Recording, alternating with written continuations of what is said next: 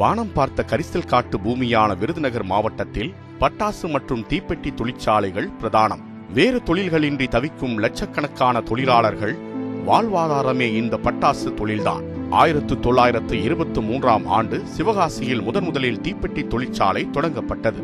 அதுவரை இந்தியாவில் பட்டாசு என்றாலே என்னவென்று தெரியாத நிலை. சீனா மட்டும்தான் அப்போது பட்டாசு தொழிலில் கொடிகட்டி பறந்தது. வறண்ட பூமியான சிவகாசியில் இருந்தால் பிழைக்க முடியாது என்று பிழைப்புக்காக கொல்கத்தா சென்றவர்கள் அங்கு தீப்பெட்டி தொழிலை கற்றுக்கொண்டு வந்து சிவகாசி பகுதியில் தீப்பெட்டி தொழிற்சாலைகளை ஆரம்பித்தனர். பிறகு அவர்களது ஆர்வம் பட்டாசு தயாரிப்பு மீது திரும்பியது. குளிர் பிரதேசமான சீனாவில் பட்டாசுகளை காய வைப்பதற்கு நாள் கணக்கில் நேரம் விரயமானாலும் சீனா பட்டாசு தயாரிப்பில் முன்னணியில் இருந்து வந்தது. இதை பார்த்துத்தான் வறண்ட பூமியான சிவகாசி பகுதியில் பட்டாசை தயாரித்தால் கொளுத்தும் வெயிலில் விரைவில் பட்டாசு தயாரிக்கலாமே என்ற எண்ணம் வந்தது. சிவகாசியில் சின்னதாக பட்டாசு தொழிலை தொடங்கினர். முதலாக சிவகாசியில் தயாரித்தது சிறிய அளவிலான சீனி வெடியைத்தான். அதற்கு கிடைத்த வரவேற்பு பட்டாசு தொழிலை விரிவுபடுத்தச் செய்தது. அடுத்தடுத்து அவர்களது வாரிசுகளும் இதே பட்டாசு தொழிலில் இறங்க இப்போது சிவகாசியில் பட்டாசு தொழில் ஆலமரம் போல் பல கிளைகள் பரப்பி விருட்சமாகி நிற்கின்றது. இப்போது சின்னதும் பெரியதுமாக 750க்கும் அதிகமான பட்டாசு ஆலைகள் சிவகாசி மற்றும் அதன் சுற்று வட்டாரங்களில் உள்ளன. குட்டி ஜப்பான் எனப்படும் சிவகாசியில் இருந்து நாடு முழுவதும் விற்பனைக்காக பட்டாசுகள் அனுப்பப்படும் நிலையில் வெளிநாடுகளுக்கும் பட்டாசுகள் ஏற்றுமதியாகின்றன. சீனாவுக்கு அடுத்தபடியாக உலகில் பட்டாசு தயாரிப்பில் சிவகாசிக்குத்தான் 2வது இடம். ஒவ்வொரு ஆண்டும் ரூபாய் 1200 கோடி மதிப்புள்ள பட்டாசுகள் உற்பத்தி செய்யப்பட்டு விற்பனை செய்யப்படுவதாக அரசின் புள்ளி விவரங்கள் சொல்கின்றன. தீபாவளி, தசரா போன்ற பண்டிகைகளில் மட்டுமே பட்டாசு வெடிக்கும் பழக்கம் மாறி இன்று கோயில் திருவிழா, திருமணம் உள்ளிட்ட அனைத்து விசேஷங்களிலும் பட்டாசு வெடித்து கொண்டாடும் பழக்கம் மக்களிடையே அதிகரித்துள்ளது. இதனால் ஆண்டு முழுவதும் பட்டாசுக்கான தேவை அதிகரித்துள்ளது. மகாராஷ்டிரா, பஞ்சாப், உத்தரப்பிரதேசம், குஜராத், மத்திய பிரதேசம், கர்நாடகா, ராஜஸ்தான், மேற்கு வங்காளம், தமிழ்நாடு உள்ளிட்ட மாநிலங்களில் ஆண்டுக்கு 100 கோடியிலிருந்து 200 கோடி வரை பட்டாசு விற்பனை நடைபெறுகிறது. இதில் உத்தரப்பிரதேசத்தில் மட்டும் ஆண்டுதோறும் அதிகபட்சமாக 250 கோடி ரூபாய்க்கு சிவகாசி பட்டாசு விற்பனையாகிறது. பட்டாசு உற்பத்தி தொழிலில் நேரடியாக சுமார் 2 லட்சத்துக்கும் அதிகமான தொழிலாளர்களும், அச்சகம், போக்குவரத்து மற்றும் சுமைப்பணி தொழிலாளர்கள், வியாபாரிகள் என 3 லட்சம் தொழிலாளர்கள் மறைமுகமாகவும் வேலை வாய்ப்பு பெற்று வருகின்றனர். சிறிய ரக பட்டாசு தயாரிப்புகள் குடிசை தொழிலாக வீடுகளிலேயே செய்யப்பட்டு வருகின்றன. தீப்பெட்டி மற்றும் பட்டாசு தொழிலில் பெண்கள் அதிக அளவில் ஈடுபட்டு இருப்பதற்கு மற்றொரு காரணம், ஒரு காலத்தில் அந்த பகுதியில் நெசவு தொழில் வீடுகளில் செய்யும் குடிசை தொழிலாக இருந்தது.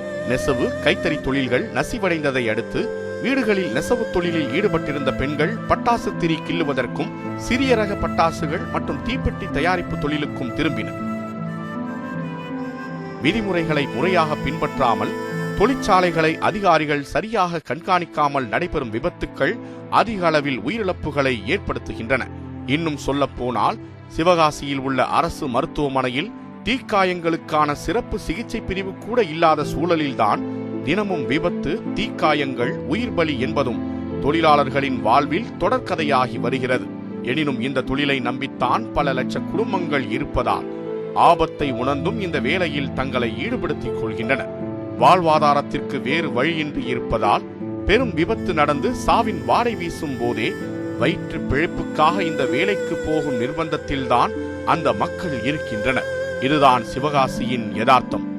இப்படித்தான் ஆண்டாண்டு காலமாக இந்த தொழிலை செய்து வருகின்றனர். பட்டாசுகளை வெடிப்பதால் அதிலிருந்து வெளிவரும் புகையின் காரணமாக காற்றில் மாசு கலப்பதாகவும் அதனால் பாதிப்பு ஏற்படுவதாகவும் கடந்த 2014ஆம் ஆண்டு உச்சநீதிமன்றத்தில் பொதுநல வழக்கு தொடரப்பட்டது. இவ்வழக்கின் எதிரொலியாக டெல்லி உட்பட சில மாநிலங்களில் 2016ஆம் ஆண்டு பட்டாசுகளை வாங்குதல், சேமித்தல் மற்றும் விற்பனை மீதான தடை விதிக்கப்பட்டது. இந்நிலையில் இந்த உத்தரவை ரத்து செய்ய கோரி பட்டாசு விற்பனையாளர்கள் மற்றும் அதன் தயாரிப்பாளர்கள் சார்பாக வழக்கு தொடரப்பட்டது. இதை விசாரித்த உச்சநீதிமன்றம் தற்காலிகமாக உத்தரவை நிறுத்தி வைத்திருந்தது. இந்நிலையில் கடந்த ஆண்டு 2016ஆம் ஆண்டை போன்று டெல்லியில் பட்டாசு விற்பனைக்கு தடை விதிக்க வேண்டும் என உச்சநீதிமன்றத்தில் பொதுநல வழக்கு மீண்டும் தொடரப்பட்டது. இந்த மனுவை விசாரித்த உச்சநீதிமன்ற நீதிபதிகள் தலைநகரில் காற்று மாசு அதிக அளவில் ஏற்பட்டுள்ள அசாதாரண சூழ்நிலையை கருத்தில் கொண்டு டெல்லி மற்றும் அதன் சுற்றுப்பகுதிகளில் பட்டாசு விற்பனைக்கு தடை விதித்தது. இதில் நீதிமன்ற உத்தரவை மீறி விற்பனையாளர்களோ அல்லது தயாரிப்பாளர்களோ பட்டாசுகளை இறக்குமதி செய்து பொதுமக்களிடம் விற்பனை செய்ய முயற்சித்தால் போலீசார் வழக்கு பதிவு செய்ய வேண்டும் என உத்தரவிட்டனர். வழக்கமாக தீபாவளி பண்டிகை முடிந்தவுடன் அடுத்த ஆண்டுக்கான பட்டாசு தயாரிப்பிற்கு முன்பணம் கொடுப்பது வடமாநில வியாபாரிகள் வழக்கம். ஆனால் இந்த வழக்கில் இன்னமும் தீர்ப்பு வராததால் வடமாநில பட்டாசு வியாபாரிகள் பெரும் குழப்பத்தில் உள்ளனர். இதனால் சிவகாசியில் ஆலைகளுக்கு பட்டாசுக்கு முன்பணம் கொடுக்கவும் ஆர்டர் கொடுக்கவும் தயக்கம் காட்டி வருகின்றனர். ஏற்கனவே சீன பட்டாசுகளின் இறக்குமதியாலும் சிவகாசி பட்டாசு தொழில் பேராபத்தில் சிக்கியுள்ளது. மற்றொருபுறம் மத்திய அரசு பட்டாசுக்கு 28% ஜிஎஸ்டி வரி விதித்ததால் சிவகாசியில் பட்டாசு உற்பத்தி இந்த ஆண்டு பாதியாக குறைந்துள்ள நிலையில் உச்சநீதிமன்ற தடையால் பட்டாசு தொழில் தானாக முடங்கும் நிலையும் பட்டாசு தொழிலை சார்ந்துள்ள 106 உபத்தொழில்களும் முடங்கி போகும் நிலையும் உருவாகும் என பட்டாசு சங்கங்களின் கூட்டமைப்பினர் கவலை தெரிவிக்கின்றனர். இந்தியாவில் தானே இருக்கோம், நாங்கள் வரி கட்டுறோம், எல்லாத்துக்கும் வரி கட்டுறோம், ரோட்ல போறதுல இருந்து எல்லாத்துக்கும் வரி கட்டிட்டு தானே இருக்கோம். என்னது செய்ய முடியாது? ஆரம்பத்துல இருந்து நீங்க தமிழ்நாடு மக்களுக்கு வந்து எல்லாத்துக்கும் இழிவாதம் பண்ணிக்கிறீங்க. அப்படி இருக்கு செவ்வாசிலன்னா இன்னைக்கு இந்தியாவில் தீபாவளியை கொண்டாட முடியாது. இந்துக்கள் மட்டும் இல்ல, இந்துக்களுக்கு தீபாவளி, கிறிஸ்டின்ஸுக்கு கிறிஸ்துமஸ், முஸ்லீம்ஸுக்குன்னு எல்லா பண்டிகை இருக்கு. செத்ததுக்கு வெடி ஓடுறாங்க, பிழைச்சதுக்கு வெடி ஓடுறாங்க. பால்காட்சி வீட்டுல இருந்து கல்யாண வீட்டுல இருந்து எல்லாத்துக்கும் வெடி ஓட தெரிஞ்சுறாங்க. ஏன் உங்க கட்சி ஜெயிச்சாலுமே வெடி ஓடத்தானே செய்றீங்க? நீதிபதிகள் வந்து உயர் நீதிபதி ஆயிட்டா அந்த நீதிபதி ஜெயிச்சதுக்கு போய் வெடி போறீங்கல்ல, அதுக்கு மட்டும் நாங்க தேவை, இப்ப மட்டும் நாங்க தேவை கிடையாதா? இந்நிலையில் பட்டாசு தொழிலுக்கு நீதிமன்றம் தடை விதிக்க கூடாது என்று கடந்த டிசம்பர் 26ஆம் தேதி முதல் அனைத்து பட்டாசு ஆலைகளும் மூடப்பட்டன. உண்ணாவிரதம், ரயில் மறியல், கஞ்சி தொட்டி திறப்பு, மாவட்ட ஆட்சியர் அலுவலக முற்றுகை என்று தொடர் வேலை நிறுத்தம் என 24 நாட்கள் தொடர் போராட்டத்தை நடத்தினர். இந்த போராட்டத்தால் தினக்கூலிகளாக வேலை செய்யும் பல லட்சம் தொழிலாளர்கள் மற்றும் பிற தொழிலாளர்களின் வாழ்வாதாரம் பாதிக்கப்பட்டது. பட்டாசு தொழிலை தவிர வேறு தொழிலே இல்லாத இந்த விருதுநகர் மாவட்டத்தில் இன்று பல்வேறு கிராமங்களின் நிலை மிகவும் மோசமாகவும் கண்ணீரில் மிதக்கும் வகையிலும் உள்ளது. அத்தோடு குழந்தைகளுக்கு உணவு அளிக்க கூட முடியாத நிலையில் பட்டாசு தொழிலாளர் குடும்பங்கள் பரிதவித்து வருகின்றன. இதற்காக பல்வேறு கட்சிகள், அமைப்புகள் சார்பில் ஆங்காங்கே கிராமங்களில் பட்டாசு தொழிலாளர்களுக்காக கஞ்சி தொட்டிகளும் திறக்கப்பட்டன. பட்டாசு தொழிலின் தற்போதைய நிலை, இந்த தொழிலை நம்பியுள்ள பல்வேறு குடும்பங்களின் நிலை குறித்தும் அறிய சில கிராமங்களுக்கு பயணம் செய்தது நியூஸ் 7 தமிழ். குறிப்பாக ஜமீன் Salvarpatti, செங்கமலைப்பட்டி, சுந்தரலிங்கபுரம் colony, Meenampatti, Anaiyur, Ayyampatti, Lakshmipuram, Ceylon colony உள்ளிட்ட சில கிராமங்களுக்கு பயணம் மேற்கொண்டு பட்டாசு தொழிலில் ஈடுபட்டு வரும் குடும்பத்தினரின் தற்போதைய நிலையை அறிய முற்பட்டது நியூஸ் 7 தமிழ். முதலாவதாக செங்கமலைப்பட்டி என்ற கிராமத்தைச் சேர்ந்த மாரியம்மாள் திருமணமாகி கணவரால் கைவிடப்பட்ட நிலையில் ஆதரவின்றி 2 பெண் குழந்தைகளுடன் தனியாக வசித்து வருகிறார். திரிக்கிள்ளி உயிர் வளர்க்கும் மாரியம்மாள் தினமும் 160 முதல் 200 ரூபாய் வரை தினக்கூலியாக பெற்றுக் கொண்டிருந்தவர். ஆர்டர்கள் இல்லாததால் பட்டாசு உற்பத்தியாளர்கள் பட்டாசு தயாரிக்க தயங்குவதால் கடந்த ஆண்டு தீபாவளிக்கு பிறகு தற்போது வரை வேலை இல்லை என்கிறார். ஒருவேளை உணவுக்கு கூட வழியில்லாமல் கடினமான சூழலுக்கு மாரியம்மாள் தள்ளப்பட்டிருக்கிறார். அரை வயிறு கஞ்சி குடித்து 2 பெண் பிள்ளைகளை வளர்க்கும் படும்பாட்டை கண்ணீர் மல்க நம்மிடம் விவரிக்கிறார். 150 ரூபா 160 ரூபாய்க்கு தான் நான் வேலை பார்ப்பேன். அதை வேலை பார்த்து தான் நான் பிள்ளைங்களை வளர்த்துக்கிட்டு இருக்கேன். அந்த 160 ரூபா 200 ரூபா கூலி கூட இப்போ வேலை செய்ய முடியாமல் பூட்டிட்டாங்க. ஒரு 100 ரூபா நோட்ஸ் வாங்குறதுக்கு என் பிள்ளைக்கு வாங்கி இன்னைக்கு கொடுக்க முடியாத நிலைமை. வீட்டில் தான் இருக்கு என் பொம்பளை பிள்ளை. நான் என்ன பண்ணுறது? பயிராசு நம்பி தான் நான் 2 பிள்ளைகளை வச்சுட்டு இருக்கேன். எங்கள் அம்மா பயிராசில் வேலை பார்க்குறாங்க. பயிராசிலனால 2 நாளாக நான் வீட்டில் இருக்கேன். நோட்ஸ் வாங்கி தரல, அதனால 2 நாள் வீட்டில் இருக்கேன். எங்கள் அம்மா எங்கள் அக்கா 9th படிக்கா, நான் 6th படிக்கேன். நோட்ஸ் வாங்கி தரலன்னு சொல்லி 2 நாளாக பள்ளித்துக்கு போகல. பட்டாசு தொழிலின் மூலம் கிடைக்கும் தினக்கூலி வருவாயும் இல்லை. பட்டாசை தவிர மாற்றுத் தொழிலுக்கும் வாய்ப்பில்லை. வறட்சியால் விவசாயம் பொய்த்தது போன்ற காரணங்களால் அனைத்து தரப்பினரும் பட்டாசு தொழிலை மட்டுமே நம்பியிருக்கின்றனர். கடந்த 3 மாதமாக வாழ்வாதாரத்திற்கு வழியின்றி தவிக்கின்றனர். பட்டாசு தொழிலில் கிடைக்கும் வருமானத்தை வைத்தே குழந்தைகளின் எதிர்காலத்தை திட்டமிட வேண்டியுள்ளது என்கின்றனர் ஜமீன் சல்வார்பட்டி மக்கள். பட்டாசு தொழிலை நம்பி மீனம்பட்டி கிராமத்திற்கு பல ஊர்களில் இருந்தும் மக்கள் வந்தனர். இத்தனை ஆண்டுகளாக வந்தவரை வாழ வைத்த மீனம்பட்டி இன்று வேலையில்லாத திண்டாட்டத்தால் பச்சிளம் குழந்தையின் உணவு தேவையை கூட பூர்த்தி செய்ய இயலாத நிலையில் இருப்பதாக வருத்தம் தெரிவிக்கின்றனர். கடந்த 3 மாதங்களாக வட்டிக்கு கடன் வாங்கியவர்கள் வட்டி கட்ட இயலாத நிலை இருப்பதாகவும், படித்து வேலையில்லாமல் இருந்தாலும் பட்டாசு தொழிலுக்கு செல்லும் நிலைதான் இருந்தது. இப்போது அதற்கும் வழியில்லை என்று ஆதங்கத்தை வெளிப்படுத்துகின்றனர். இந்த பச்சை மண்ணுக ரேஷன் அரிசியை காய்ச்சிக்கிட்டு அதை சோறை போட்டு வச்சோம்னு சொன்னா அதை மோந்து வாட்டுன்னு அப்படியே அழுதுட்டு போகுது. அதுக்கு ஒரு கடிச்சுக்கிற கூட இல்லை. எங்களுக்கு வேற வேலை எந்த தொழிலுமே கிடையாது. சிவாஜி ஏரியா பொறுத்தளவுல எங்களுக்கு எந்த தொழிலும் கிடையாது. எங்களுக்கு வேலை கொடுத்தே ஆகணும். இல்லைன்னா நாங்க புள்ள குட்டி புருஷன் எல்லாருமே தற்கொலை பண்ணிக்கிட்டு சாகுறது. வேற வழியே இல்லை சார். எங்களுக்கு வேலை கொடுத்தாங்கன்னா இவ்வளவு நாள் நின்னதுக்கு எங்களுக்கு சம்பளமும் வேணும். இப்போ ஒரு 3 மாசமா என்னைக்கும் போல அப்பேத்தி மாசம் லீவ் விடுவாங்க. ஆனா இப்ப தொடர்ந்து அதுல இருந்த மணிக்கு அப்படியே எங்களுக்கு வேலையை ஒரு வாரம் துவக்கணும் அப்படியே பூட்டிட்டாங்க.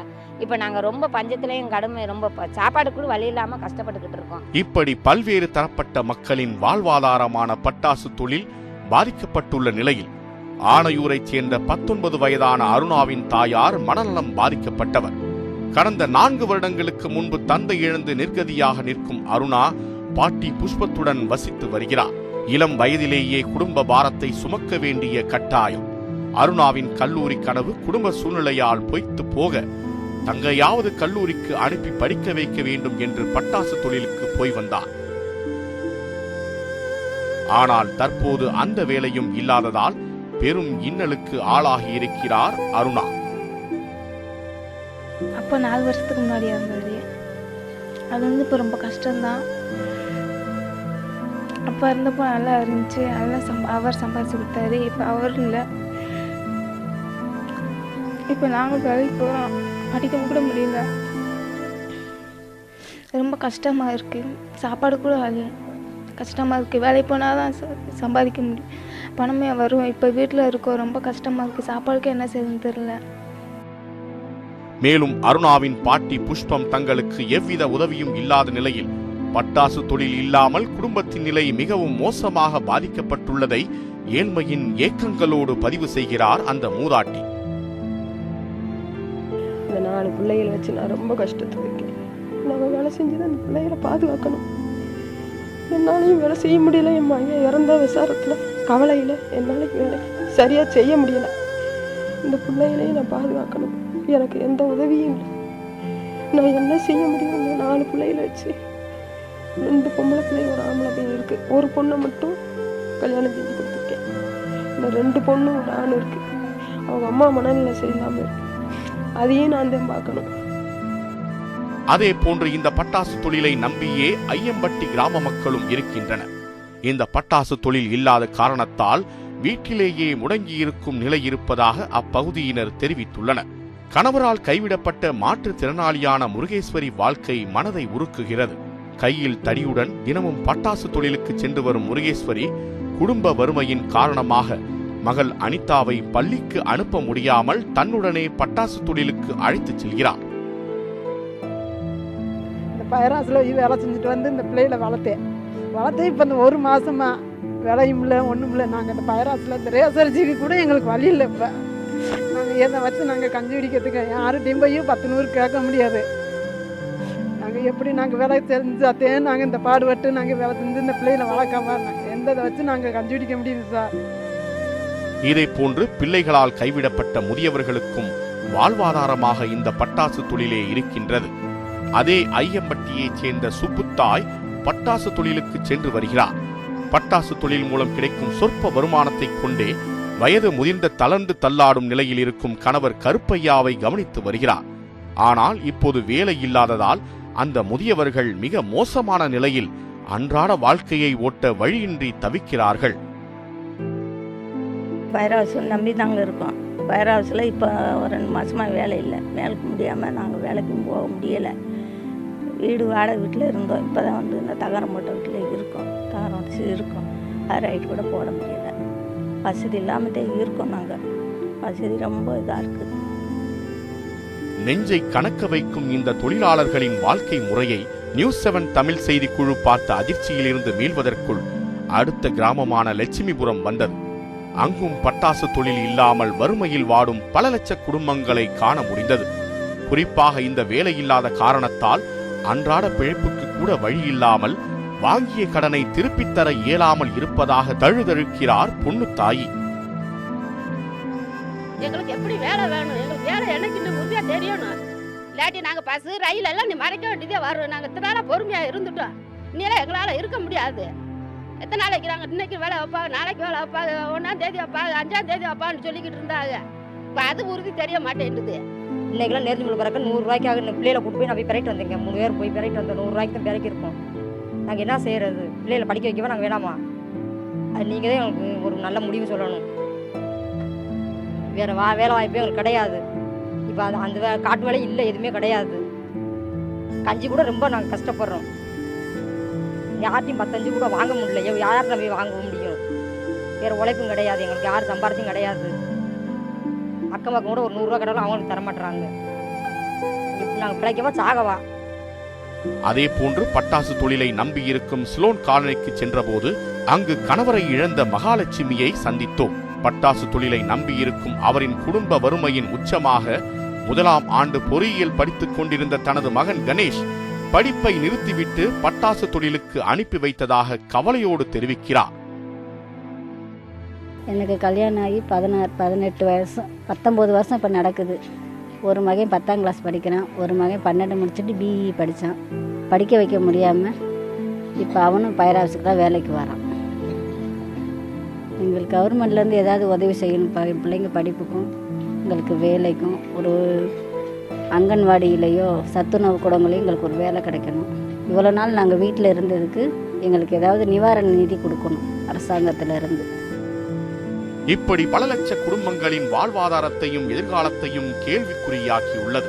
இன்று நாட்டில் பல்வேறு தொழிற்சாலைகளால் மிக மோசமான சுற்றுச்சூழல் பாதிப்பும் ஏற்படும் நிலையில் மிகப்பெரிய அளவில் சுற்றுச்சூழல் பாதிப்பு எதுவும் பட்டாசால் ஏற்படவில்லை என்று மாசு கட்டுப்பாட்டு வாரியம் கொடுத்துள்ள அறிக்கையின் அடிப்படையில் உச்சநீதிமன்றம் பட்டாசு தொழில் தொடர்பான வழக்கின் தீர்ப்பை வழங்க வேண்டும் என்ற எதிர்பார்ப்பு எழுந்துள்ளது. எவ்வளவு போராட்டம் பண்ணிருக்காங்க, இது வரைக்கும் போராட்டம் மூலியமா தான் நடிச்சிருக்கு. இந்த அளவுக்கு நீங்க வந்து வெடிக்க வச்சுட்டீங்க. இதுக்கு மீறி கண்ட்ரோல் பண்ண வேண்டியது உங்க கையில தான் இருக்கு. நீங்க ஆட்டோமேட்டிக்கா ஃபேக்டரி ஏதாவது ரிலீஸ் பண்ணீங்கனாலே வந்து எல்லா மேட்டரும் கிளியர் ஆகும். தயவு செஞ்சு இத்தனை லட்சம் மக்களோட வாழ்வாதாரத்தை கருத்துல கொண்டு பசி பட்டினி இல்லாம நல்லா இருக்கிறதுக்கு வந்து நீங்க தான் வழிவகை செய்யணும். மேலும் இனி இது போன்று எவ்வித பிரச்சனையும் ஏற்படாமல் இருக்கும் வகையில் மத்திய சுற்றுச்சூழல் பாதுகாப்பு விதிகளில் மாற்றம் கொண்டு வந்து பட்டாசுக்கு விலக்கு அளிக்க வேண்டும் என்று கோரிக்கையும் எழுந்துள்ளது. அத்துடன் வேலையில்லாமல் இருந்த நாட்களுக்கு அரசு உரிய இழப்பீடு தர வேண்டும் என்ற கோரிக்கையும் எழுந்துள்ளது. இதற்கிடையே பட்டாசு சங்கங்களின் கூட்டமைப்பு நிர்வாகிகள் பட்டாசினால் சுற்றுப்புற மாசு ஏற்படுவது பற்றி உச்சநீதிமன்றத்தில் நடந்து வரும் வழக்கை விரைந்து முடிக்க வேண்டும் என வலியுறுத்தியுள்ளனர். மேலும் சுற்றுச்சூழல் மாசு கட்டுப்பாட்டு சட்டத்தில் திருத்தம் செய்து சுற்றுச்சூழல் மாசு கட்டுப்பாட்டிலிருந்து பட்டாசுக்கு விலக்கு அளிக்க வலியுறுத்தியும் வெளிநாடுகளைப் போல நாடு முழுவதும் பட்டாசுக்கு தடையில்லா நிலையை ஏற்படுத்தி சிறப்பு சட்டம் ஒன்று இயற்ற வேண்டும் என்றும் கோரிக்கை வைத்துள்ளனர். அகில இந்திய அளவிலான பட்டாசு உற்பத்தியாளர்கள் கூட்டமைப்பு சம்மேளனத்தினர் ஆலோசனை கூட்டம் கடந்த மாதம் நடைபெற்றது. இந்த கூட்டத்தில் நாடு முழுவதும் இருந்து பட்டாசு தொழிலுடன் தொடர்புள்ள ரசாயன பொருள் தயாரிப்பாளர்கள், விற்பனையாளர்கள், பட்டாசு விற்பனையாளர்கள், சரக்கு போக்குவரத்து நிறுவனத்தினர், அச்சகத்தினர் என பல்வேறு தொழிலைச் சேர்ந்தவர்களும் கலந்து கொண்டனர். இதில் பட்டாசுக்கு நாடு முழுவதும் தடை கோரிய பொதுநல வழக்கினை உச்சநீதிமன்றம் உடனே விசாரிக்க வேண்டும். இந்த தொழிலில் ஏற்பட்டுள்ள நிலையற்ற நம்பிக்கையற்ற தன்மை நீங்கும் விதத்தில் தாமதமில்லாமல் நீதி வழங்க வேண்டும். தமிழக அரசு உச்சநீதிமன்றத்தில் தம்மையும் ஒரு பிரதிநிதியாய் சேர்த்துக் கொண்டு 8 லட்சம் பட்டாசு தொழிலாளர்களை காத்திட வேண்டும். பாரம்பரியமான பட்டாசு தொழிலை நிரந்தரமாக பாதுகாத்திட இந்திய அரசு சுற்றுச்சூழல் மாசு தடுப்பு விதிகளில் உடனடியாக திருத்தம் கொண்டு வர வேண்டும். இந்திய பண்டிகைகளையும் கலாச்சாரத்தையும் கொண்டாட்டங்களையும் மாசு ஏற்படுத்துகின்றன என்ற உண்மைக்கு மாறாக வாதிடும் தீய சக்திகளிடம் இருந்து நம்மை காத்துக்கொள்ள வேண்டும். நம் அடையாளத்தை இழந்துவிடக் கூடாது என்பதை பொதுமக்களுக்கு உணர்த்திட வேண்டும் என்பன உள்ளிட்ட தீர்மானங்கள் நிறைவேற்றப்பட்டது. உச்சநீதிமன்றம் அளிக்க உள்ள தீர்ப்பில் பட்டாசு தொழிலாளர்களின் தலையெழுத்து அடங்கியிருக்கிறது என்கின்றனர் அந்த தொழிலாளர்கள். இந்த தொழிலும் இல்லை என்றால் குடும்பத்துடன் இறப்பதை தவிர இந்த பூமியில் பிறந்த எங்களுக்கு வேறு வழியில்லை என்பது அவர்கள் ஆதங்கம் மட்டுமல்ல, ஆட்சியாளர்கள் இயலாமையும் தான் அடங்கியிருக்கிறது. இந்நிலையில் சுற்றுச்சூழல் விதியில் திருத்தம் கொண்டுவர மத்திய அரசுக்கு உரிய அழுத்தம் கொடுத்து நடவடிக்கை எடுக்கப்படும் என அமைச்சர் ராஜேந்திர பாலாஜி உறுதியளித்தார். இதையடுத்து வேலைநிறுத்த போராட்டத்தை வாபஸ் பெற்றுள்ளனர் பட்டாசு உற்பத்தியாளர்கள். தங்களை வருத்திக் கொண்டும் தங்கள் உயிரை பணயமாக வைத்து தயாரிக்கும் பட்டாசு தொழிலாளர்கள்தான் பண்டிகை காலங்களில் பல கோடி பேரை மத்தாப்பாய் சிரிக்க வைக்கின்றனர். அவர்களின் துயர் துடைக்கப்படுமா என்பதே தற்போதைய கேள்வி. அவர்கள் வாழ்வில் ஒளியேற்றும் இந்த தொழிலையும், இதை நம்பியுள்ள பல லட்சம் தொழிலாளர்களின் எதிர்காலத்தையும், நாட்டின் பொருளாதாரத்தையும் பாதுகாக்க வேண்டும் என்பதே அனைவரின் எதிர்பார்ப்பாகும். ஒளிப்பதிவாளர் வள்ளிநாயகம், நெல்லை செய்தியாளர் ஆல்வின் மற்றும் சிவகாசி செய்தியாளர் வைத்தியலிங்கம்.